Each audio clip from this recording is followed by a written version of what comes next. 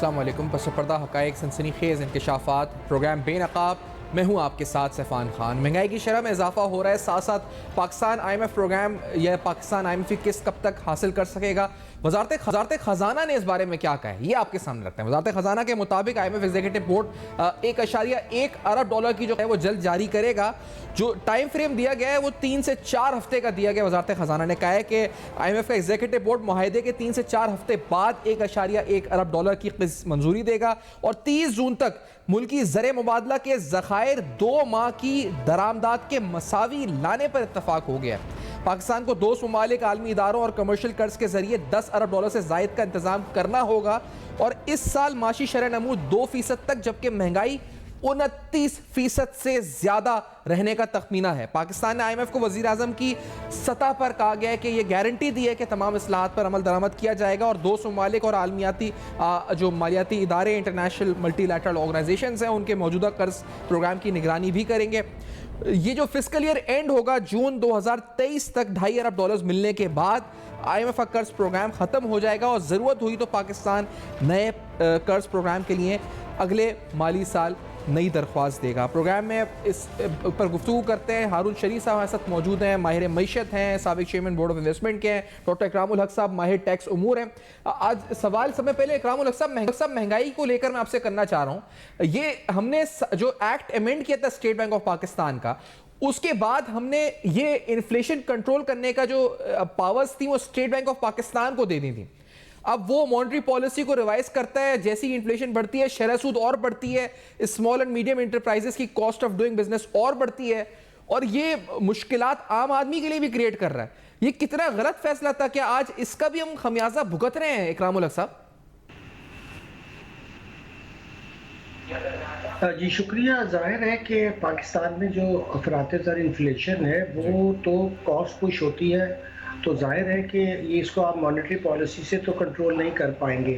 اور یہ جو اختیارات دیے بھی تھے ان کو, یہ دراصل میرے خیال میں نہ بھی دیتے تو کوئی فرق نہ پڑتا, اور دے بھی دیے ہیں تو اس سے کون سا اسٹیٹ بینک اس کو کنٹرول کرنے میں کامیاب ہوا ہے. انفلیشن تو اگلے کوارٹر میں آئی ایم ایف کا خیال ہے کہ یہ 33% تک رہے گی, اور میرا خیال ہے کہ اگر آپ نے ڈسکاؤنٹ ریٹ اور بڑھایا تو لوگوں کی مشکلات تو بڑھیں ہی بڑھیں گی. بزنسز جو ہیں وہ تو تباہ پہلے ہی حال ہیں اور بھی ہوں گے, مگر حکومت کا اپنا خرچہ جو ہے ڈیٹ سبسڈی کا وہ بھی بیٹھے بیٹھے بہت بڑھ جائے گا. تو حکومت کو سوچنا چاہیے کہ انفلیشن بھی تو ٹیکسیشن وداؤٹ لیجسلیشن ہی ہے.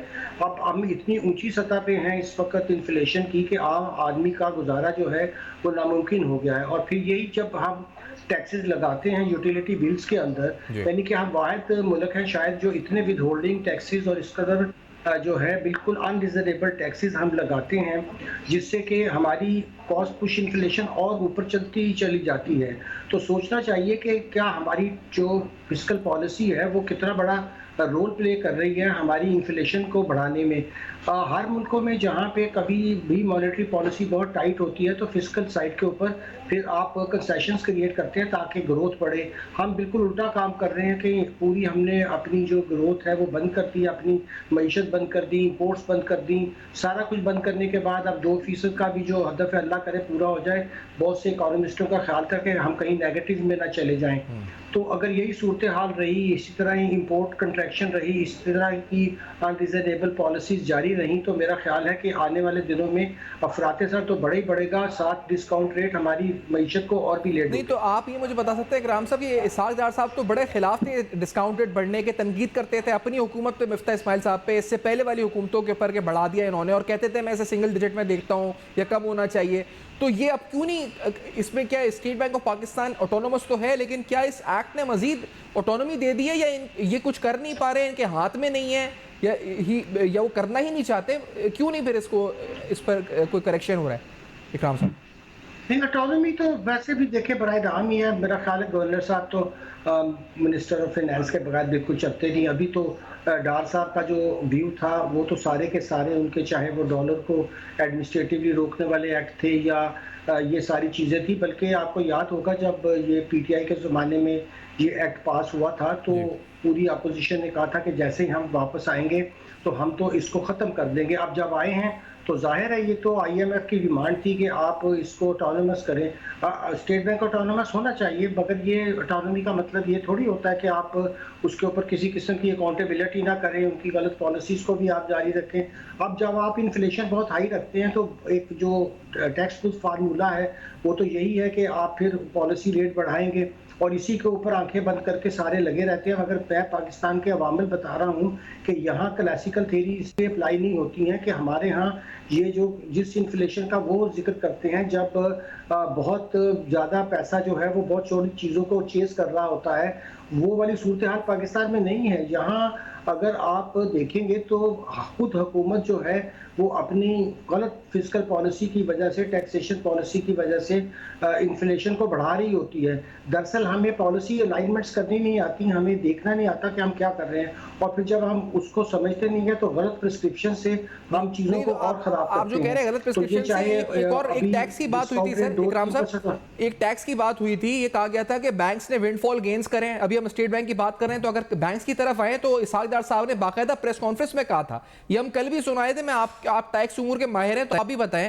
جو تھا وہ یہ تھا کہ ونڈ فال گینز ہوئے ہیں اور عالمی سطح کے اوپر بھی ٹیکسز لگائے گئے ہیں. جو آئل اور گیس سے منافع کمایا کارپوریشنز نے، تو یہاں بینکس نے کمایا تو ہم ان پر ونڈ فال گینز پر ٹیکس لگائیں گے اپنی اس وقت نیشنل کٹی کو پورا کرنے کے لیے. لیٹس سی دس کہ انہوں نے کیا کہا تھا ڈاکٹر صاحب. جہاں تک آپ کا ڈالر کی ہولڈنگ کا تعلق ہے، وہ میں نے عرض کیا کہ جو ٹرانزیکشنز ایک اسپیکولیشن کے تحت کی گئی وہ ہمارے نوٹس میں ہے. ہم نے نمبر سارے لیے ہوئے ہیں، check data as late as 2 دن پہلے ہم نے اکٹھا کیا، ہم اکٹھا کر رہے تھے. ہم اس کے اوپر ایکشن لیں گے. ہم اکیلے نہیں ہیں. I can quote half a dozen countries in the world جو بہت زیادہ ڈیولپڈ کنٹریز ہیں. جب وہاں بھی ونڈ فال گین اس طرح لیا جاتا ہے تو پھر جو قوم ہے، جو خزانہ ہے پبلک کا، وہ ٹریجڈی آتی ہے اور لیتی ہے اس کا حصہ واپس. ہم لیں گے انشاءاللہ. سر سابق وزیر خزانہ مفتاح اسماعیل صاحب پر یہ الزام ہے کہ انہوں نے کھلی چھوٹ دی، بینک سے منافع کمایا. سینٹ کی سٹینڈنگ کمیٹی بیٹھی، نیشنل اسمبلی کی سٹینڈنگ کمیٹی بیٹھی، اسٹیٹ بینک کے حکام کو بلایا گیا. یہ کہا گیا جی کہ انکوائری ہو رہی ہے، یہ معاملہ 50 ارب روپے سے زیادہ کا ہے. کچھ بینکس نے کمائے پیسہ، ناجائز منافع کمائے گئے، اضافی چارج کیا ڈالر کو. یہ کہا گیا ونڈ فال گین کا ٹیکس لگے گا. تو یہ کیا ہوا اکرام الحق صاحب؟ آئی ایم ایف نے منع کر دیا ہمیں لگانے سے، یا پھر یہ ہم نے مس کیلکولیٹڈ اسٹیٹمنٹ دی تھی، یا ابھی کوئی اس پہ ان پروسیس ہے؟ کیا معاملہ ہے اکرام صاحب؟ جی میرا نہیں خیال کہ یہ ہرگز طور پہ کوئی آئی ایم ایف نے اس میں انٹرفیئرنس کی ہوگی. میرا خیال ہے کہ وہ تو فلڈ سرچارج کے خلاف تھے. یہ ہمیشہ کہتے ہیں اس طرح کی باتیں، مگر پاورفل کو ٹیکس نہیں لگاتے ہیں اور بڑا آسان راستہ چوز کرتے ہیں کہ آپ سیل ٹیکس کی شرح بڑھا دیں، انڈائریکٹ ٹیکسز بڑھاتے چلے جائیں.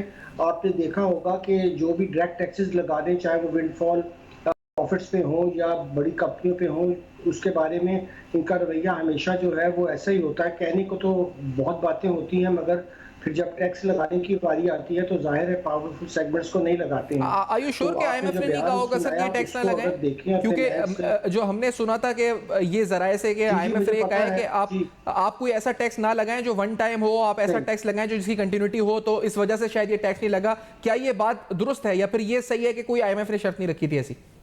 اکرام صاحب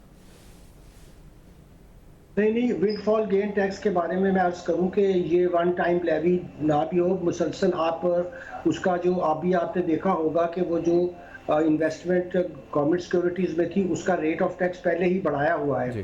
تو اگر آپ چاہتے ہیں کہ کسی ایسے سیگمنٹ پر جو ونڈ فال گین کی شکل میں ہے تو آپ پرماننٹ لیجسلیشن جو ہے، اگر آئی ایم ایف یہ چاہتا بھی ہے تو ہمارے یہاں ایکسیس پروفٹ ٹیکس 1940 میں لگا ہوا تھا انگریزوں کے زمانے میں، اور وہ ہر طرح کی انڈسٹری کے ایکسیس پروفٹ کو ٹیکس کرتا تھا، اور پرپس بھی یہی تھا کہ اگر ونڈ فال گینز ہو تو اس کو ٹیکس کیا جائے. تو آئی ایم ایف نے یہ کہا کہ آپ اس کو سپر ٹیکس کی طرح ون ٹائم لیوی کے طور پہ لگائیں. اب تو سپر ٹیکس بھی ہم نے پرپیچوئل لگایا ہوا ہے 4C کے اوپر. کل سپریم کورٹ آف پاکستان نے یہ بھی کہا ہے کہ آپ پے کریں ساری بڑی کمپنیز کو. تو یہ تو صرف ایک لیم ایکسکیوز ہے. ہاں مجھے پوری طرح پتا ہے کہ انہوں نے یہ منع کیا تھا کہ آپ اپنی امپورٹس کے اوپر فردر ٹیکسیشن مت کریں، اور اس میں خاص طور پہ جو بہت ایف بی آر کی طرف سے سب سے آسان طریقہ تھا فلڈ سرچارج لگا کر حاصل کیا جائے، اس کی IMF نے ضرور مخالفت کی تھی، مگر ونڈ فال کا مسئلہ گین کا تو نہ یہ انہوں نے ان کے سامنے اس طرح سے رکھا اور نہ ہی ان کے لگانے کا کوئی ارادہ تھا.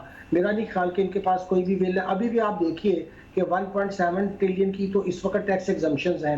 اگر آپ اس میں سے آدھی بھی واپس کر لیتے تو آپ کو شاید یہ سیل ٹیکس کا ریٹ نہ بڑھانا پڑتا، مگر چونکہ وہ ڈائریکٹ ٹیکس کی جو ایگزمپشنز ہیں وہ فل طبقات کو ہیں، ایلیٹس کو حاصل ہیں، ان کو اتنے پرکس ملتے ہیں جن کے اوپر وہ ٹیکس نہیں دیتے ہیں، اور ان کو آپ نے ایگزمپشنز دے رکھی ہیں. تو سوال پوچھا جائے کہ غریب لوگوں کے اوپر جو آپ پاس آن کر رہے ہیں برڈن اتنی سیل ٹیکس کا، 18% سیل ٹیکس جن ملکوں میں ہیں وہ تو ساری ویلفیئر سٹیٹس ہیں. 1.7 ٹریلین کے ایگزمپشنز کی آپ نے بات کی، لابیز کی بات کی. میں ہارون شریف صاحب کی طرف بھی جانا چاہ رہا ہوں. ہارون شریف صاحب یہ بتائیں کہ ہم آپ کیونکہ FDIs اور یہ تمام تو بات کی بات ہے، ابھی فلڈز آئے، اس کی اسسمنٹ ہوئی، اس میں کہا گیا $30 ارب کے نقصانات ہیں، ہم نے $16.3 بلین کہا کہ ہمیں ریہیبلیٹیشن کے لیے چاہیے، لیکن وہ بھی ہم اپنے جو بائیلیٹرل پارٹنرز یا دوست ممالک ہیں ان کو امیجیٹ سپورٹ کے لیے کنونس نہیں کر سکے. از اٹ اے فیلئر یا انٹرنیشنلی بھی ہماری reputation due to the lack of fiscal discipline اتنی خراب ہو چکی ہے کہ اب ہمیں یہ فلڈز کے حوالے سے بھی امیجیٹ سپورٹ کی نہیں آئی اس حوالے سے؟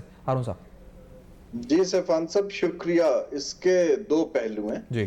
ایک تو یہ ہے کہ جو دنیا ہے اس کی جو معاشی صورتحال اور جیو پالیٹکس دونوں بدل چکے ہیں. ہم نے اس کو سمجھا نہیں. وہ جو ایک سمپتھی کا ایلیمنٹ تھا کہ ہمارے فلڈز آ گئے ہیں اور لوگ ہمیں گرانٹس دیں گے، یا کاپ میں ہم نے کہا کہ لاس اینڈ ڈیمیج کا آپ ہمیں پیسہ دیں کہ جی آپ لوگ پلوٹ کرتے ہیں، نقصان ہمارا ہو رہا ہے. اگر آپ کمٹمنٹس دیکھیے تو اس کے اندر تو جو ایگزسٹنگ ملٹی لیٹرل کے پروگرامز ہیں انہوں نے اس کو ہی پیش کیا کہ ہم سے قرض لے لیجئے اور آپ اپنی ریزیلینس بلڈ کر لیجئے فلڈز کے اگینسٹ اور کلائمیٹ چینج کے اگینسٹ. اب یہ ایک چینجڈ ریالٹی ہے. ہم نے ہمیشہ بیل آؤٹس مانگے ہیں اپنی جیو پالیٹکس پہ، اب ہماری وہ پوزیشن رہی نہیں ہے اور ہمیں یہ سمجھ جانا چاہیے. جہاں تک دوست ممالک ہیں، دیکھیے یہ ایک نیا فینومینا ہے کہ ہم دوست ممالک سے بجٹ میں پیسہ ڈلواتے ہیں، ٹھیک ہے نا جی. تو جب اب بجٹ کا پیسہ اگر چین اور سعودی عرب کا دیکھیں تو وہ پیرس کلب کے ڈیٹ سے دگنے سے بھی زیادہ ہو گیا ہے. یہ جو ویسٹرن ممالک ہیں ان کا جب پیسہ آتا ہے ان کے تو ملٹی لیٹرل ادارے اوور سائٹ پرووائڈ کرتے ہیں، لیکن چین اور سعودی عرب کے پاس ایسا بھی میکنزم کوئی نہیں ہے. اس لیے ہمارے دوست ممالک ہمیں مزید سے جھجک رہے ہیں کہ جی ہمیں تو پتہ نہیں کہ پہلے والا بھی رول اوور ہوئے جا رہا ہے، واپس تو نہیں آ رہا. تو جو ہماری جو ریپوٹیشن ہے اس وقت، سب سے خطرناک چیز یہ ہوتی ہے کہ مارکیٹس آپ پہ اعتبار کرنا چھوڑ دیں کہ جی آپ میں کوئی کنسسٹنسی بھی نہیں ہے، آپ کے پاس گیم پلان بھی نہیں ہے. اب 2-3 ریالٹیز ہیں. ایڈ دنیا میں پاکستان کے لیے ختم ہو چکی ہے، جو مفت کا پیسہ ہے، اور ویسے بھی ویسٹ میں اس وقت ریسیشنری ٹرینڈ ہے. دوسری چیز یہ ہے کہ ایون ملٹی لیٹرلز کا پیسہ جو بہت سستا ہوتا تھا، اب وہ دنیا میں انٹرسٹ ریٹ بڑھ رہے ہیں اور وہ پیسہ بھی کچھ مہنگا ہو جائے گا اور ہو رہا ہے. چین اور سعودی عرب غالباً ہمیں مزید پیسہ نہیں دیں گے اور ایگزسٹنگ کو مانیٹر کریں گے کہ ہم پرفارم کیسے کرتے ہیں. تو یہ تو ہماری اب ریالٹیز ہیں جس کے اندر رہنا ہے. یہ ایک ایکسٹرا آرڈنری سچویشن ہے. اگر آپ نمبرز دیکھیں خطے میں انفلیشن کے، سو پاکستان اور سری لنکا کے علاوہ سب جو ممالک ہیں ساؤتھ ایشیا کے وہ سنگل ڈیجٹ میں ہیں. سو اس کا مطلب یہ ہے کہ یہ دو ممالک ایک اسپیسیفک ڈسٹریس میں ہیں جس کی وجہ سے یہاں پر انفلیشنری پریشر بہت ہائی ہے. اچھا سر یہ ایک بات بتائیے گا ہارون صاحب، آپ نے جو بات کی ملٹی لیٹرل بائی لیٹرل ہمارے جو لیک آف کنسسٹنسی ہے، سر یہ جو اگر ہم مماثلت یا ہم کمپیریزن کریں ان ممالک سے جو کہ خدا نہ خاصا ڈیفالٹ کی طرف گئے، ہم اللہ نہ کرے نہ جائیں، لیکن آپ سری لنکا کی بات کریں، آپ جو مختلف افریقن کنٹریز، ارجنٹینا، دیگر ممالک کی بات کریں، تو کیا وہاں پر بھی یہی ہوا تھا، لیک آف کنسسٹنسی، یہی صورتحال تھی؟ جی ایجپٹ میں بھی یہی ہوا ہے. Egypt is the near example. پرسوں ایجپٹ نے اپنے $10 ارب سے زیادہ کے ایسٹس بیچے ہیں. اچھا دیکھیں نا، کیونکہ ان کے پاس یہ IMF پروگرام میں ہے لیکن وہ ڈالرز جنریٹ نہیں کر پائے ہیں. اچھا ہارون صاحب اگر اجازت دیں تو سر ہم ایک بریک کے بعد اسی نقطے سے آتے ہیں واپس. ہارون شریف صاحب بہت اہم بات بیان. ناظرین، معاشی صورتحال کیا ہے؟ IMF پروگرام کے سیکیور ہونے کے بعد بھی کیا ہم مشکل صورتحال میں ہوں گے یا نہیں، اور مہنگائی کے ہفتہ وار نمبرز پہ بات بھی کریں گے. اس بریک کے بعد ہمارے ساتھ رہیے.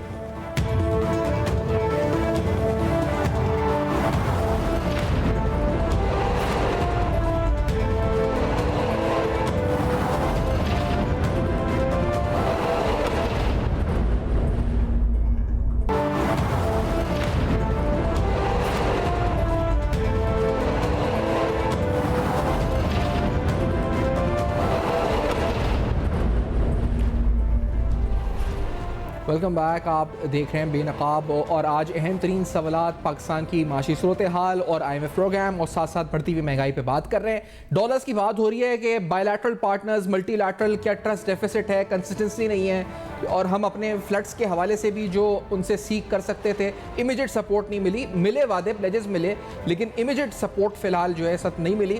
لیکن ہم آپ کو یہ بتاتے ہیں کہ ایسر اقبال صاحب جو ان کا ایک بیان سامنے آیا تھا, انہوں نے کچھ دن پہلے کہا تھا کہ کس طریقے سے پاکستان کو پہلے چینی سرمایہ کاری بھی مل رہی تھی, سی پیک کے پیسے بھی آ رہے تھے, دیگر ڈالرز انفلوز آ رہے تھے. وہ حکومت کیا بیان کرتی ہے اس بارے میں, لیٹس ہیئر دس, کہ کیا کہا گیا تھا ان کی طرف سے. 1947 سے 2013 تک ہم نے تقریباً 18,000 میگا واٹ بجلی پیدا کی تھی, اور 4 سالوں میں 11,000 میگا واٹ بجلی کی کیپیسٹی ایڈ کر دینا ایک غیر معمولی کارنامہ تھا جس پہ بجا طور پہ پاکستانی قوم فخر کر سکتی ہے.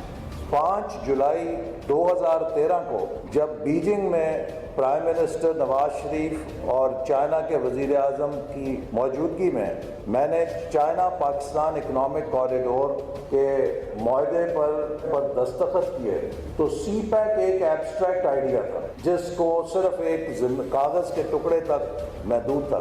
لیکن 2015 میں جب چائنا کے صدر پاکستان تشریف لائے, 3 سالوں کے اندر 46 ارب ڈالر میں سے 29 ارب ڈالر کے منصوبوں کو ہم نے میٹیریلائز کیا. یہ بھی ایک غیر معمولی بات تھی پاکستان کے لیے.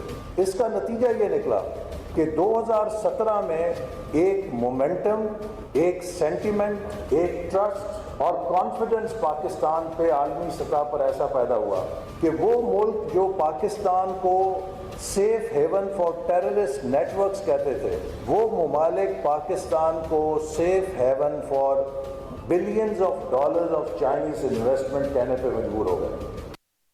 تو اچانک پھر کیا ہوا, safe haven for billions of dollars of Chinese investment. Haroon Sharif صاحب, آپ خود بھی بورڈ آف انویسٹمنٹ کے چیئرمین رہے, مجھے بتائیں کہ یہ جو آپ ابھی بتا رہے تھے کنسسٹنسی نہیں ہے, یہ نہیں ہے, یہ جو پیسہ آیا بیچ میں, یہ سب چل رہا تھا, ٹرسٹ تھا, پھر اچانک کیا ہوا, اور اب یہ صورتحال ہے کہ فلڈز کے لیے بھی امیجیٹ سپورٹ کی پلیجز نہیں ملے؟ دیکھیں, پہلی بات تو یہ ہے کہ دنیا انکلوڈنگ چین بہت تیزی سے بدل رہی ہے. پوسٹ کووڈ چین کے اندر اب وہ جو ان کی بیلٹ اینڈ روڈ انیشیٹو کے اوپر گنگ ہو ان کا توجہ تھی, اب نہیں رہی ہے. وہ اپنی انٹرنل ڈیمانڈ کریٹ کر رہے ہیں, اپنی اکانومی کو انٹرنلائز کر رہے ہیں. لیکن یہاں آئی تھنک ہمیں بڑا کلیئر بات کرنی چاہیے. یہ دیکھیں, سی پیک ایک بہت اچھی چیز ہے, ہماری بڑی اسٹریٹجک پارٹنرشپ ہے, لیکن کوئی بھی اکنامک کوریڈور تب کامیاب ہوتا ہے جب وہ انفراسٹرکچر کی انویسٹمنٹ پرائیویٹ کیپٹل کو اٹریکٹ کرتی ہے. احسن اقبال صاحب یہ تو ٹھیک کہہ رہے ہیں کہ ہم نے انفراسٹرکچر کے منصوبے بنائے جو کہ زیادہ تر چینیوں نے بنائے اور چلائے, لیکن جو ہم نے اصلاحات کرنی تھی کہ ان منصوبوں کی وجہ سے پرائیویٹ کیپٹل اٹریکٹ ہو, پاکستان کا بھی, چین کا بھی, خطوں کا بھی. یہ اکنامک زونز تو اس میں صرف ایک چیز تھی, ہم نے اس طرف توجہ نہیں دی, لہٰذا وہ اس لیول کا پرائیویٹ کیپٹل اٹریکٹ نہیں ہوا, اور یہ ایک بڑا ابھی تک انفراسٹرکچر کا پروجیکٹ بن کے رہ گیا.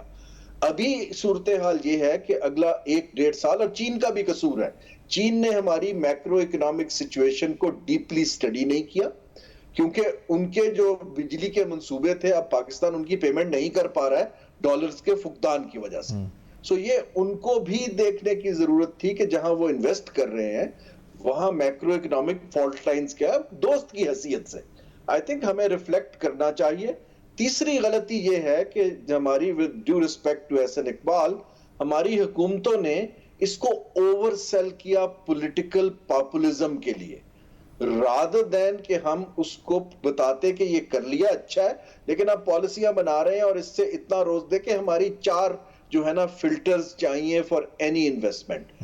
نمبر 1 فلٹر یہ ہے کہ ہماری پروڈکشن بڑھے, نمبر 2 یہ ہے ہماری پروڈکٹیوٹی بڑھے ٹیکنالوجی ٹرانسفر سے, نمبر 3 یہ ہے ہماری ایکسپورٹ بڑھے, نمبر 4 یہ ہے کہ جاب کریٹ ہو. اگر یہ 4 فلٹرز نہیں لگتے کسی بھی بڑے پروجیکٹ کی آؤٹ کم میں تو پاکستان کے لیے بہت ورثم ہے، کیونکہ ہمیں ڈالرز کا بھی فقدان ہے، نوکریوں کا بھی فقدان ہے، پروڈکٹیوٹی اور پروڈکشن کا بھی فقدان ہے۔ میری اس وقت جب اس کو میں اینالائز کرتا ہوں کمنگ ڈیز کو، دیکھیے اب 1-1.5 سال تو سروائیول اور پینفل ایڈجسٹمنٹ کا سال ہے۔ جو پروڈنٹ اکانومیز ہوتی ہیں وہ اس طرح کے پیریڈ میں ان پیرلل ایک گروتھ ریوائیول کا پلان بناتی ہیں اور اس کو سیاست سے انسولیٹ کر کے ایکسپرٹس کو دیتی ہیں، بھی تم انرجی کا بناؤ، تم انویسٹمنٹ کا بناؤ، ہماری اس وقت جو ہے نا I T export is a winner, آپ اس کا بنائیے، تاکہ جو بھی حکومت آئے وہ اس پلان کو جب ٹائمنگ آئے تو آگے لے جا سکے۔ ابھی کی کاسٹ آف ڈوئنگ بزنس میں اور انفلیشن میں اور ہائی انٹرسٹ ریٹ میں اور ہماری ٹریڈیشنل اکانومیز کے ریسیشن میں، یہ میں ایک اہم بات پہ ختم کرتا ہوں، جو دنیا کی اب گروتھ کی ریوائیول ہے سفان صاحب، وہ اس وقت 50% چین اور ہندوستان پہ منحصر ہے۔ دونوں اکانومیز ہماری نیبر ہیں اور دونوں اکانومیز کے ساتھ ہمارا اکنامک پارٹنرشپ جو ہے وہ ویسٹ کی نسبت نہ ہونے کے برابر ہے، چین سے بھی۔ تو ہمیں اس وقت سوچنا، ایسا پلان کرنا ہے کہ ہم خطے کے پوٹینشل کو کیسے لیوریج کر سکتے ہیں۔ اب یہ یوکے میں، یورپ میں، سوئٹزرلینڈ میں یا امریکہ میں اب ہماری وہ کھپت نہیں ہے جو کولڈ وار یا افغان وار کے زمانے میں کنسیشنز ہمیں مل رہے تھے۔ تو یہ میری ایک رائے ہے آگے چلنے کو۔ لیکن آپ نے جو بات کی، اس لیے ہمارا جو آپ نے ڈائورسفیکیشن کی بات بھی ایک طرح سے کی ہے کہ ہمیں نئے سیکٹرز کو بھی دیکھنا چاہیے۔ ہم تو ٹیکسٹائل پر ہی پوری اپنی ایک، جو ابھی اکرام الحق صاحب بھی کہہ رہے تھے، لابیز ہیں، انفلوئنشل لابیز ہیں، تو ٹیکسٹائل بھی ایک لابی بن گئی یہاں پر۔ وہ رینٹ سیکنگ کر رہے ہیں، وہ ان کو آپ برات بھی دے رہے ہیں، سبسڈیز بھی دے رہے ہیں، E F S, L T F F قرضے دے رہے ہیں پر، تو ہر چیز، اور وہ بھی کچھ مخصوص بڑے یونٹس کو مل رہا ہے جو نیچے تک نہیں جاتا، ٹرکل ڈاؤن نہیں ہوتا وہ، اور ہم دیے چلے جا رہے ہیں۔ ہارون صاحب جی، اس کو توڑنے کی ضرورت ہے، اور یہ سیاست کے جو پولیٹیکل اکانومی کی صورتحال ہے اس میں نہیں ٹوٹ پائے گا، کیونکہ وہی لوگ جو ہیں وہ پولیٹیکل پارٹیز کو فنڈ بھی کرتے ہیں، اس کا حصہ بھی ہیں، کیبنٹ میں بھی بیٹھتے ہیں، آپ کی بیوروکریسی کے ساتھ تھک اینڈ تھن ان کی پارٹنرشپس ہیں، کرونی کیپٹلزم ہے۔ یہ جن ممالک نے 2 طرح سے توڑا ہے۔ ایک طریقہ تو یہ ہے کہ آپ ان کو کچھ گورنمنٹ پہ پریشر پڑے کہ وہ کچھ چیزوں کو یہ کیبنٹ اور سیاست سے نکال کے، جو میں کہہ رہا ہوں، اداروں کو کچھ کو انڈیپینڈنٹ کر دیں۔ اگر ہم نے پرائیویٹائز کرنا ہے، پرائیویٹائزیشن کمیشن کو کر دیں۔ اگر ہم نے بجلی کا یہ سرکولر ڈیٹ کو ڈیل کرنا ہے تو ایک این سی او سی کی طرح کا باڈی بنائیں جہاں پر ایسے پروفیشنل ہو جو ہر ابھی سر ہم نے اسٹیٹ بینک آف پاکستان کو انفلیشن کنٹرول کرنے کا اختیار دیا ریسنٹ امینڈمنٹس میں، ابھی ہم اس پہ بات ہی کر رہے تھے۔ اداروں کو انڈیپینڈنٹ کریں گے تو مارکیٹ کو پازیٹیو سگنل جائے گا۔ لیکن sir State Bank of Pakistan inflation کو مانیٹری پالیسی سے کنٹرول کر رہا ہے، جس سے اور زیادہ مشکلات بڑھ رہی ہیں نا ہارون شریف صاحب؟ جی، وہاں کوآرڈینیشن کی ضرورت ہے، کیونکہ ہم یو کے میں بھی جب اس طرح کا کرائسس آیا تھا نا جی، فائنینشیل کرائسس، تو انہوں نے پہلی فائنڈنگ یہ تھی کہ central bank, financial services authority اور مارکیٹ ریگولیٹرز کوآرڈینیٹ نہیں کر رہے تھے۔ سو جب تک ہم کوآرڈینیٹڈ رسپانس نہیں دیتے ہیں، کوئی ایک انٹرونشن اس کو سنبھال نہیں پاتی۔ میں یہ چاہوں گا کہ no matter what politics goes, ہمیں کچھ پاکٹس آف ایکسلنس بنانے کی ضرورت ہے مارکیٹ کو سگنل دینے کے لیے۔ ادروائز یہ ہوگا کہ ایک اور آئی ایم ایف پروگرام آ جائے گا، ہم اسی طرح ڈے ٹو ڈے رہتے رہیں گے، اور ویسٹ کی بارگیننگ پاور جو ہے، یہ آئی ایم ایف کے 2 پہلو ہیں، ایک ٹیکنیکل پہلو ہے، ایک سیاسی پہلو۔ سیاسی پہلو میں ان کی بارگیننگ، ہماری پاور آلریڈی 0 ہے، اور مجھے ڈر یہ ہے کہ وہ مزید بڑھ جائے۔ صحیح۔ اور مہنگائی کی ہفتہ وار شرح بھی آپ کے سامنے ناظرین رکھتے ہیں۔ مہنگائی کی ہفتہ وار شرح جو ادارے نے جاری کی ہے، اس سے مہنگائی کا زور نہیں ٹوٹ رہا، مہنگائی بڑھتی جا رہی ہے۔ اگر آپ دیکھیں جو ہفتہ وار مہنگائی کی شرح ہے، اس میں 2.89% کا اضافہ ہوا ہے۔ اضافے کے بعد یہ 38.42% پر پہنچ گئی ہے۔ اب ادارہ شماریات کے مطابق مہنگائی میں اضافہ اشیاء خرد و نوشی قیمتیں بڑھنے سے ہوا ہے۔ حکومت کچھ بھی کہے کہ ہم جو ٹیکسز لگا رہے ہیں اس کا امپیکٹ نہیں پڑ رہا یا چیزیں نہیں مہنگی ہو رہی، لیکن مہنگی ہو رہی ہیں۔ ایک ہفتے کے دوران 34 اشیاء ضروریت کی قیمتوں میں اضافہ ہوا. مہنگائی سے سب میں زیادہ 44,175 روپے ماہانہ انکم والا طبقہ متاثر ہوا. جو یہ بریکٹ ہے انکم کا, اس کے لیے مہنگائی کی ہفتہ وار شرح 39.65% رہی. ادارہ شماریات کا کہنا ہے کہ ایک ہفتے کے دوران گھی کی فی کلو قیمت میں 44 روپے اضافہ ہوا, زندہ مرغی کی فی کلو قیمت میں 31 روپے 11 پیسے اضافہ ہوا, کیلے 12 روپے فی درجن مہنگے ہوئے, چاول کی فی قیمت جو کلو قیمت ہے 4 روپے 50 پیسے, دال ماش 8 روپے 26 پیسے, 390 گرام خوش دودھ کی قیمت 11 روپے 40 پیسے بڑھ گئی, اور دہی فی کلو 2 روپے 85 پیسے, جبکہ دودھ 95 پیسے فی لیٹر, اور ایل پی جی کا گھریلو سلنڈر 46 روپے 98 پیسے مہنگا ہوا. ادارہ شماریات کا کہنا ہے کہ مٹن 12 روپے 14 پیسے, بیف 5 روپے, جبکہ دال, مونگ, چینی, گڑ, آلو کی قیمتوں میں بھی اضافہ ہوا. اکرام الحق صاحب, یہ تو ابھی مہنگائی کا سیلاب ہے, اس میں جو ریسنٹ 170 بلین کے ٹیکسز ہیں ان کا امپیکٹ آیا ہے. حکومت تو کہہ رہی ہے ہم نے لگژری آئٹمز پہ ٹیکس لگا ہے, اب ان کا امپیکٹ آنے کے بعد یہ کہاں جائے گا نمبر؟ اکرام صاحب جی, میرا خیال ہے کہ جیسے ہی پیٹرن آپ نے دیکھا کہ ڈی ویلیویشن کی وجہ سے جو اس کی کریکشن تھی وہ کی گئی ہے, بجلی کے نرخ بڑھائے جا رہے ہیں, گیس کے نرخ بڑھائے جا رہے ہیں, ٹیکسز جو لگائے گئے ہیں کراس دی بورڈ ساری گڈس کے اوپر لگا ہے 18%, اور یہ 14 فروری کو ہی ایک SRO کے ذریعے لگا دیا گیا. حالانکہ بل اگلے دن پیش کیا تھا تو بہت جلدی تھی ان کو, اسی رات بھی واک ہر جگہ جو تھا وہ 18 کا جو تھا وہ نمبر فیڈ کر دیا گیا تھا, کیونکہ SRO اگرچہ وہ انکانسٹیٹیوشنل ہے اس طرح کی ٹیکسیشن کرنا, مگر حکومت اس کو کرتی ہے. میرا خیال یہ ہے کہ میں نے پہلے بھی عرض کیا کہ یہ جو کاسٹ پش انفلیشن ہے, یہ ہماری جو پروڈکشن کی کاسٹ آگے ہی انرجی کے ہم مہنگے ترین ممالک میں ہیں, اور ہماری ڈسٹریبیوشن کی جو کیپیسٹی ہے, ابھی جو ہمارے منسٹر صاحب فرما رہے تھے کہ ہم نے اتنی کیپیسٹی بڑھائی, ان سے ذرا یہ پوچھا جائے کہ آپ نے جو انویسٹمنٹ چائنیز سے کروائی اس میں اگر آپ نے انفراسٹرکچر آپ کے زیر نظر تھا تو پھر آپ نے اپنی ڈسٹریبیوشن لائنز کی جو ہمیں میسو قسم کی ری ویمپنگ کرنی تھی وہ کیوں نہیں کی؟ اب آپ کی کیپیسٹی چارجز تو آپ پے کر رہے ہیں, گرمیوں میں آپ کی ڈیمانڈ اوپر جاتی ہے, سردیوں میں نہ ہونے کے برابر اس کے مقابلے میں رہ جاتی ہیں. کس قسم کی ہماری انرجی پالیسی ہے؟ شاید ہم دنیا کی بدترین پالیسیز کا ہم اس کا شکار ہیں, اور اس پہ یہ ہمارے جو بیوروکریٹس ہیں ان کی نااہلی اور سیاستدانوں کی جو ہے کیپیسٹی کے ایشو ہیں. تو انرجی سیکٹر کے بارے میں چونکہ یہ سارے کاسٹ کو پھر ہماری انفلیشن کو بہت پش کرتا ہے. میں عرض کروں کہ جب تک آپ اس کے اندر, ابھی ہارون شریف صاحب بالکل صحیح فرما رہے تھے, اسے آپ سیاست سے علیحدہ کریں اور اپنے انرجی سیکٹر کو سب سے پہلے ایڈریس کریں. کسی ملک کے دو بڑے ایشو ہوتے ہیں, ابھی انفلیشن سے جڑی آپ کی بات میں عرض کر رہا ہوں, یہ بہت اوپر جائے گی, کیونکہ آپ کے ہاں ایک تو جو فوڈ سیکورٹی ہے اس کو آپ نے ڈیلیوٹ کر دیا, اب آپ گندم بھی باہر سے منگوا رہے ہیں, کپاس بھی باہر سے, جبکہ ہم ایک زمانے میں بہت بڑے پروڈیوسر تھے ان چیزوں کے ایکسپورٹ کرتے تھے.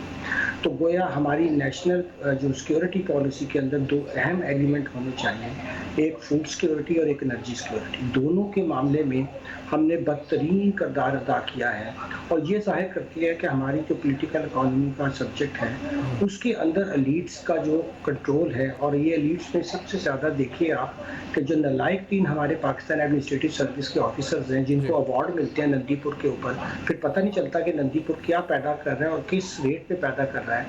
وہی وزیر اعظم محترم آج وہاں بیٹھے ہوئے ہیں, اور جس صاحب کی انہوں نے تعریف کی تھی ان کو اپنے ساتھ ایڈوائزر لگایا ہوا ہے. ذرا پوچھا جائے کہ آج نندی پور کی کیا کہانی ہے, جو تو بڑے ایوارڈ دیے گئے تھے. جب تک آپ اپنے ان دو مسائل کے اوپر توجہ نہیں دیتے ہیں اور اس سے آپ کی کاسٹ آف پروڈکشن, لوگوں کی لائف ایزی نہیں ہوتی ہے. اب آپ بتائیے کہ اس وقت جو یوٹیلیٹی بلز کے اندر ٹیکسز کا کیا ایلیمنٹ ہے, انتہائی خوفناک. پھر جو آپ کی چوریاں ہوتی ہیں, سر یہ آپ نے کہا موڈیز کا بھی ایک نمبر آیا 30% سے اوپر کا, IMF کا بھی ایک نمبر آیا ہے کہ وہ کہتے ہیں اراؤنڈ 33%, تو یہ ابھی 38.42% ویکلی SPI ہے, تو CPI کدھر جائے گا ان نمبرز؟ اکرام صاحب اینی اسیسمنٹ نمبر آپ کی طرف سے کوئی؟ جی, ہم تو جی ہم تو آلریڈی میرا خیال ہے فوڈ انفلیشن میں ہم ہائپر انفلیشن پر پہنچ چکے ہیں. ہم نمبرز کو سپریس کرتے ہیں مگر جو حالات ہیں اور جس طرح کی پھر کموڈیٹیز کھانے پینے کی لوگوں کو مل رہی ہیں, اگر آپ یوٹیلیٹی سٹور کا آٹا لا کر کھا کے دکھا دیں تو میں آپ کو مان جاؤں اس کے اندر تو سر یہ بڑی امپورٹنٹ بات ہے جو آپ نے کہا ہائپر انفلیشن والی. سر ایک بریک لینی ہے, اس بریک کے بعد آتے ہیں اور ہائپر انفلیشن اور پھر جو شارٹیج ہو سکتی ہے خدانہ خواستہ, کیا واقعی میں ہم جو سری لنکا میں ہم نے حالات دیکھے تھے کیا اس طرح کے حالات ہو سکتے ہیں, یہ ہائپر انفلیشن ہوتی کیا ہے یہ بھی آپ کو بتائیں گے, اور ساتھ ساتھ جو ٹیکسز لگنے چاہیے تھے مراعات یافتہ طبقے پہ کیا وہ لگے اس جو ضمنی بل آیا ہے اس میں نہیں. اس بریک کے بعد ہمارے ساتھ رہے.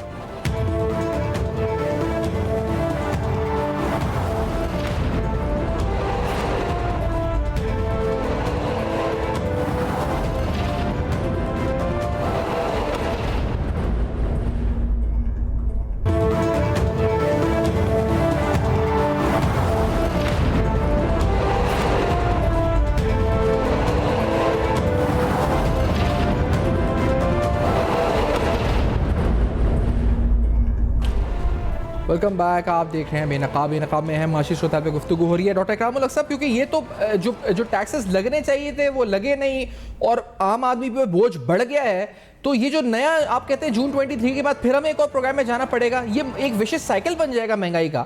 تو کہاں جائیں گی عوام اور یہ ہائپر انفلیشن, عوام کو سمجھائیں بھی کیا ہوتی ہے ہائپر انفلیشن, جن ممالک میں ہوئی وہاں کیا حالات ہوئے تھے اکرام صاحب؟ جی دیکھیے ہائپر انفلیشن اگر مسلسل آپ کی جو انفلیشن ہے 50% کی سطح سے اوپر رہتی ہے تو پھر آپ کو چیزوں کے لیے مشکلات. میں عرض کر رہا تھا کہ بہت سے ممالک میں تو سپلائی چینز کی وجہ سے انفلیشن اوپر ہوئی کیونکہ ڈیمانڈ جو تھی اس کو میٹ نہیں کر پا رہی تھی سپلائی چینز. مگر پاکستان میں الحمدللہ ایسا تو نہیں ہوا, مگر ہم نے دیکھا کہ بد نظمی کی وجہ سے اور حکومت کی غلط پلاننگ کی وجہ سے ایک تو چیزوں کی سپلائی جو تھی وہ خراب ہوئی, دوسرا یہ کہ ہم نے جس وقت ہمیں امپورٹس کرنی چاہیے تھی ضرورت ہی ہم نے نہیں کی, اور جہاں ہم نے دیکھا کہ گندم جیسی جو ہماری فصل تھی وہ اچھی ہونے کے باوجود بھی ہم, کیونکہ ہمارے ہاں پھر آپ کو پتہ ہے کارٹرز اور مونوپلیز بھی بچ جاتی ہیں, ہولڈنگ بھی ہوتی ہے, تو یہاں دو طریقے سے ہمیں مشکلات کا سامنا رہتا ہے. ایک تو گورنمنٹ کاسٹ بڑھاتی رہتی ہے جس میں انرجی کا میں نے ذکر کیا, ٹیکسز کا ذکر کیا, اور چیزوں کی وجہ سے ہماری کاسٹ بڑھتی ہے چیزوں کی. دوسری بہت بڑی وجہ ہمارے ہاں جو ہولڈنگ کا اور جو منافع خوروں کا اور جو کارٹلز کا اور اس کا ہے. اب اس کا جو سیاسی عدم استحکام میں ان لوگوں کو اور بھی موقع ملتا ہے کہ وہ عوام کو ایکسپلائٹ کر سکیں. جہاں سپلائی اور تھی بھی وہاں پہ بھی انہوں نے اس سے فائدہ اٹھایا اور ایک مصنوعی قلت پیدا کی. تو پاکستان کی ریاست کا بہت بڑا مسئلہ باہر سے, جیسے ہارون شریف صاحب نے کہا, ایک ہمارا بہت بڑا ڈیفیسٹ ہے اس وقت ٹرسٹ کا. دوسرا ریاست کے بارے میں عام یہی خیال ہے کہ یہ آہستہ آہستہ ایک ایسی ویننگ بہت کمزور ریاست بنتی جا رہی ہے جو رول آف لا کو امپلیمنٹ نہیں کر پاتی. چاہے آپ نے دیکھا قیمتیں مقرر کرنے کے لیے عدلیہ بھی اس میدان, جہاں بھی حکومت نے سپورٹ پرائسز کی ہیں انہی فصلوں میں انہی کموڈیٹیز میں ہمارا برا حال ہو. اگر یہ مارکیٹ پہ چھوڑا جائے, رولز اینڈ ریگولیشن سخت کیے جائیں کہ جو بھی ہولڈنگ کرے یا اس طرح کی غیر قانونی چیزیں کرے اس کو سزا دی جائے اور مارکیٹس کو بہتر کیا جائے, تو پھر آپ دیکھیں گے کہ جہاں کسی کو ایکسپورٹ کی ضرورت ہوگی وہ کر لے گا, جہاں امپورٹ, اور فری کمپٹیشن میں ہم بہتر سروائیو کریں. گورنمنٹ کے امپرنٹس بہت سی چیزوں پہ بہت غلط اثرات ہمارے ہاں اس لیے بھی کریٹ کرتے ہیں کہ ہمارے ہاں پولیٹیکل اور لیڈ کیپچر بہت زیادہ ہے پالیسیز کے اوپر. اس کی وجہ سے عوام جو ہیں بہت سی اشیاء کے نہ ملنے کی اصل وجہ یہ نہیں ہے کہ وہ بیچارے کسی چیزوں کے بارے پھرتے ہیں, اور کبھی یہ قلت خود پیدا کی جاتی ہے زیادہ قیمت چارج کرنے کے لیے, اور کبھی یہ ہوتا ہے کہ آپ کی اتنی زیادہ کاسٹ اس کی ہو جاتی ہے کہ وہ بیچارے اس کو فنڈ ہی نہیں کر سکتے ہیں. اس کی وجہ سے ان کے لیے یہ بہت مشکل ہو جاتا ہے. ابھی تو ہمارے ہاں بہت زیادہ یہ کلچر ہے کہ ہم ایک دوسرے کی ہیلپ کرتے ہیں. ہمارے ہاں بہت زیادہ جو ہے لوگ ایک دوسرے کے لیے سوچتے ہیں تو پھر گزارا ہو جاتا ہے. اور سری لنکا اور جیسی صورتحال اس لیے پیدا نہیں ہوئی کہ وہ بہت سے لوگ کو جاتے ہیں جو فلینتھراپی کرتے ہیں, کیونکہ ٹیکس سسٹم پہ بھی ان کا کوئی اعتماد نہیں ہے. اور آپ کو پتہ ہی ہے کہ ٹیکس جو ہے ہمارا وہ پھر اگر کلیکٹ ہوتا بھی ہے تو کن لوگوں کی عیاشیوں کے لیے اور لگژریز کے لیے استعمال ہوتا ہے. تو مجموعی صورتحال کو دیکھیں تو ہمارے ہاں بہت ملٹیپل فیکٹرز ہیں جس کی وجہ سے ہم اپنے لوگوں کے لیے زندگی مشکل سے. صحیح. اچھا اکرام صاحب کا کوئی پرو کو نہیں ہے, اس کے بدلے میں کیا ریاست دیتی ہے لوگ, یہ اہم سوال ہے. ایگزیکٹلی. اچھا ہارون شریف صاحب, میں آپ کی طرف بھی ہارون شریف صاحب اس سوال کو آپ کی طرف بھی لے کر آنا چاہوں گا کہ یہ جو اب جو مجموعی مہنگائی کی صورتحال ہے, یہ ہائپر انفلیشن اسٹیٹ میں فوڈ انفلیشن کے حوالے سے ہم جا چکے ہیں. ایسی صورتحال میں یہ جو مختلف سوشل سیفٹی نیٹس ہوتے ہیں یہ بھی کارآمد نہیں ہوتے. تو اس سلسلے میں حکومت یا ریاست کچھ کر سکتی ہے, اور عوام کیا کر سکتی ہے؟ کیا آپ سمجھتے ہیں اس صورتحال میں کیا ہوگا؟ جی دیکھیں, یہ ایک مشکل وقت ہے. ریاست obviously, ایک تو میں یہ کہہ رہا ہوں کہ ریاست کو سگنل دینے کی ضرورت ہے کہ وہ somewhat in control ہے. لیکن اگر ریاست جو ہے وہی اولڈ سکول پالیٹکس میں پڑی رہے, انتقامی کارروائیوں میں پڑے رہے, اس کو پکڑ لو, اس کو چھوڑ دو, الیکشن کی تیاری کر لو, تو پھر ایک ٹرانزیکشن کاسٹ ہوتی ہے. آفٹر آل آپ کے پاس 24 گھنٹے ہیں. میرے حساب سے 24/7 ان ایشوز پر کام کرنے کی ضرورت ہے. اپوزیشن کو بھی اپنی پولیٹیکل انٹینسٹی اپنی جگہ ہے, لیکن وہ وائٹ پیپرز نکالے کہ جی ہمارے پاس گیم پلان ہے کہ اس کو کیسے ڈیل کرنا ہے. دیکھیں نا, یہ انٹینسٹی بڑھانا جو ہے, جیسے اکرام صاحب نے کہا کہ حکومت کی یہ جو سٹیبلٹی کا کویسچن ہے وہ ٹرانسلیٹ ہوتا ہے, لوگوں میں بددلی پھیلتی ہے, کرنسی پہ لوگوں کا اعتبار کم ہوتا جاتا ہے, اور آپ دیکھیے کہ روپے کی بجائے لوگ پھر ایسٹس میں پیسے کو کنورٹ کرنا شروع کر دیتے ہیں. ڈالرائزیشن ہوتی ہے, بینکوں پہ اعتبار اس طرح. میری بڑی وری ہے اس وقت کہ جتنا انٹرسٹ ریٹ اوپر جا رہا ہے اور اکانومی نیچے جا رہی ہے, سو بینکوں کے نان پرفارمنگ لون بڑھنے کی بہت توقع ہے اگلے 1-2 سال میں. دیکھیں نا, اتنا بڑا سود with a slow down in economy بہت سی انڈسٹریز پہ نہیں کر پائیں گی. سو دیر از اے سسٹمک اس کے اندر. ایگزیکٹلی. ہم امید کرتے ہیں اکرام صاحب اور ہارون شریف صاحب کے اس پر یہ تمام معاملات جو ہیں غمگین ہوتے جا رہے ہیں. پاکستان کی معاشی صورتحال اس IMF پروگرام کے کمپلیٹ ہونے کے بعد اگر یہ ٹرانچ ملتی ہے تو اس صورتحال میں جو ہے یہ تمام چیزوں کا امپیکٹ پازیٹیو پاکستان کی معیشت پر آئے. لیکن ایک بس لاسٹلی اکرام صاحب میں آپ سے پوچھنا چاہوں گا کہ یہ جو ہمیں دوسری کمٹمنٹس ہیں فرینڈلی کنٹریز سے, یہ ابھی بھی ڈاؤٹ فل ہیں یا آر وی سیکیور ٹل جون 2023 اب ناؤ؟ اکرام صاحب. جی میرا خیال ہے پیسے تو مل جائیں گے اگر IMF کے ساتھ ہمارا پروگرام جیسے ہی مکمل ہوگا. تو یہ ممالک ہمیں نہیں چاہیں گے کہ ہم ہمیں چھوڑ کے, مگر وہ ساتھ ہمیں یہ بھی چاہتے ہیں کہ ہم اب یہ روش بند کریں اور ہم اپنے حالات کو درست کریں, کیونکہ ان کا بھی ایک پیمانہ ہے جو اب لگتا ہے وہ, جیسے ہارون شریف صاحب نے کہا, وہ خود بھی مشکلات کا شکار ہیں. اب وہ اس وقت کوئی بھی ایسی اکانومی نہیں ہے جو آپ کو اس طرح کی لگژریز فراہم کرے گی. تو میرا خیال ہے کہ ہمیں ان کی طرف اس دفعہ تو شاید ہمیں پیسے مل جائے, مگر آنے والے دنوں میں ہمیں کچھ نہ کچھ اپنے جو حالات کو اس انداز میں بہتر کرنا پڑے گا کہ جیسے ہماری IT ایکسپورٹس کی طرف ہمیں توجہ دینا ہے, ہیومن ڈیولپمنٹ کی طرف ہمیں توجہ دینا ہوگا, اپنے انفراسٹرکچر پالیسیز کو الائن کرنا ہوگا, اپنا ٹرسٹ دوبارہ بحال کرنا ہوگا, گروتھ کی طرف جانا ہوگا. یہ جب تک ہم نہیں کریں گے تو میرا خیال ہے کہ ہمیں اب خود بھی سوچنا چاہیے کہ ہم کب تک اپنی فرینڈلی کنٹریز کو اس طرح سے ہم ان کو بھی شرمندہ کرتے ہیں اور خود بھی ہوتے ہیں, اور کسی طرح کی جو ہے ہم ریفارمز کی طرف نہیں جاتے ہیں. تو میرا خیال ہے کہ فنڈامنٹل اسٹرکچر ریفارمز کیے بغیر آئندہ آنے والے دنوں میں ہمارے لیے بہت زیادہ مشکلات ہو سکتی ہیں. ٹھیک ہے, بہت شکریہ اکرام اللہ صاحب, آپ نے پروگرام میں جوائن کیا. ہارون شریف صاحب کا بہت شکریہ, آپ پروگرام میں ساتھ رہے اور پوری صورتحال پر معاشی صورتحال کس طرف جا رہی ہے, پاکستان کا IMF پروگرام سیکیور ہونے کے بعد پاکستان کے لیے پھر کیا مشکلات ہوں گی, اور مہنگائی کا بے قابو جن جس نے عوام اور عام آدمی کا جینا دوپہر کر دیا, اس پر گفتگو. فیڈ بیک فیس بک, ای میلز اور ٹویٹر پہ ضرور دیجیے گا. دیکھتے رہیے گا. اب تک اپنا بہت خیال رکھیے گا.